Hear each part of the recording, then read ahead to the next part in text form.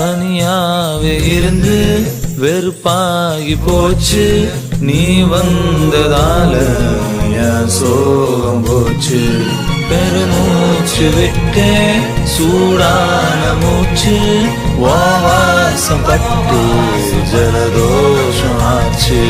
மெதுவா மெதுவா நீ பேசும்போது சுகமா சுகமா நான் கேட்கிறேன். இது சார காத்து என் பக்கம் பார்த்து எதமாக வேணாண்டி ஒரு சாத்து சாத்து.